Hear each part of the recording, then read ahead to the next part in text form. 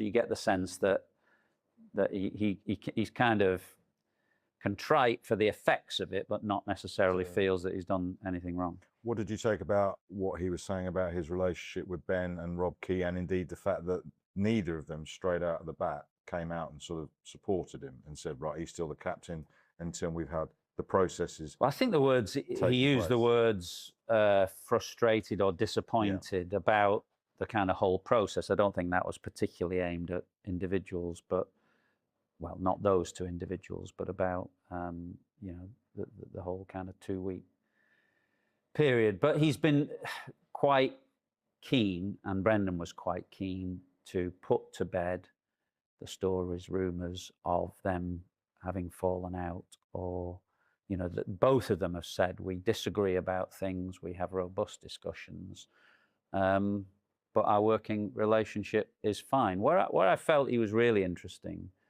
was a question I asked him about what Rob Key said about, in Rob Key's first press conference on the Sunday, or the days after the Oval, after Lord's. He said something like, it's more than just about what happened on Sunday night. And I took that to mean that he was worried that Ben was showing signs of being a captain for whom the job was taking a toll after 4 years. And in fact, he kind of... He admitted it, he admitted that. He said it's a job that you can't let go. You do throw yourself into it, and it is a difficult job. And of course, some of us have been there, recognise that.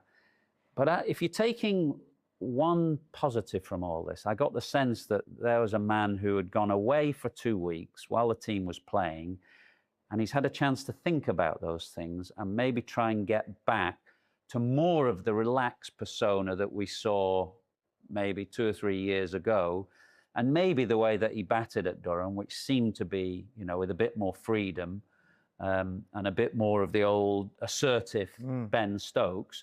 Maybe those two things are connected, that he's felt he's been a bit too tight and a bit too pressurized, and he's going to try and free himself up this week. Of course, it's not that easy to do. He's 35 and he hasn't scored runs for quite some time. This is a top-class New Zealand attack. And when the game has got you in its grip, it can have you in its grip. But I sense that that's what he's going to try and do. With his batting, he said something along the lines of, I was trying to find something that didn't need finding. So it goes to what you're just saying there. Do you empathise with how difficult that job is? Well, I think certainly empathise with the strains of captaincy. When he said about his batting, he said, I'm not very good with time on my hands. And of course, he had that bad facial injury at the start of the year. And he hasn't played much first-class cricket for a number of reasons, injury and the schedules and all kinds of things. But I think he's a tinkerer and he's an overthinker when he's not on the field. And the fact that he's not had that much cricket outside the test matches and he's had that injury has meant that he's been overthinking things. And when he went back to Durham, he said, I just didn't think about very much. I tried to hit the ball, see the ball and hit the ball.